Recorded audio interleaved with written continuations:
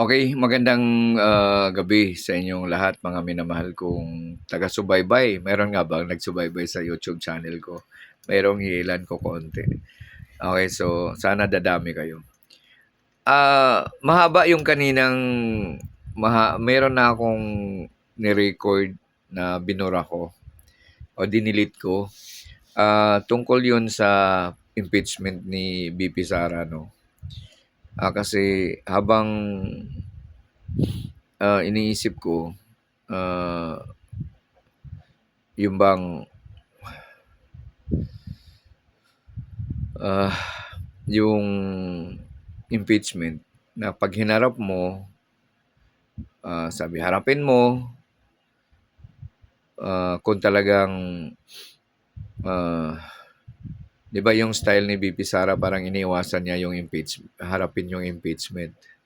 So, nung una, inisip ko, bakit hindi niya harapin kung talagang para mapatunayan nga niya na wala siyang kasalanan o to prove that innocent siya sa inakusa sa kanya. So, yun ang linyahan ko. Pero nung madami na akong binabanggit sa video ko, na iba ang iniisip ko kasi alam natin na ang impeachment ay 50% judicial, meaning 50% doon ay makatotohanan or may katotohanan ang inakusa sa'yo. At 50% political. So, ibig sabihin, magkakampi-kampihan ang mga political connection. So, kung tulad niyan, may dalawang faction tayo na BBBM tsaka Duterte. Kahit pa sabihin, di nakialam ang administrasyon. Pero parang na-align pa rin dalawang faction, ano. Ngayon, kung numbers game 'yan,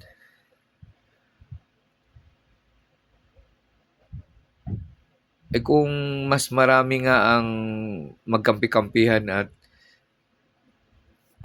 mangingibabaw yung pagka-political kasi hindi naman talaga matimbang yan kung 50% lang. 50% lang ang dapat nito.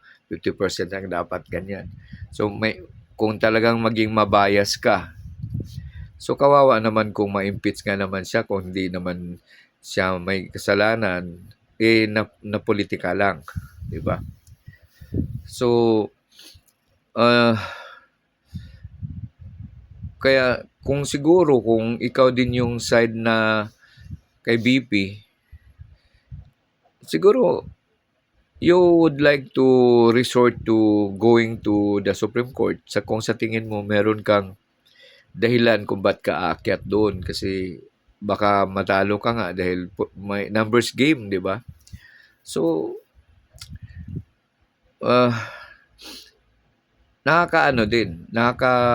kung pwede mo namang nga maiwasan yung impeachment na yun, kung ikaw si BP, kung pwede mong maiwasan yun dahil baka nga maging ma-numbers game ka, o di punta ka na sa tingin mo para maiwasan yun, di ba? So, parang kung fair ako mag-isip,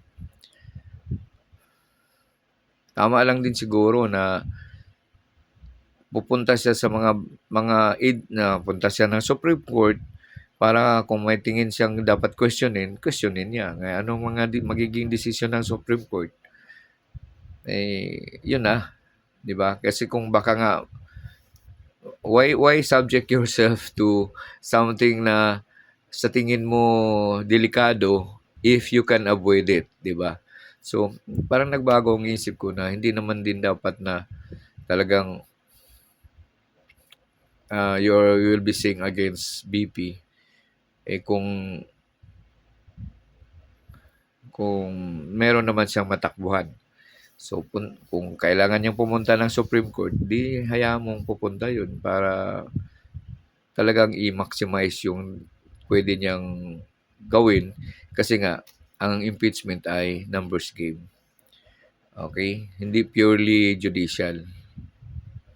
So kung sa tingin mo ay magiging matalo ka sa numero, o edi pupunta ka nga siguro sa Kongreso. Okay?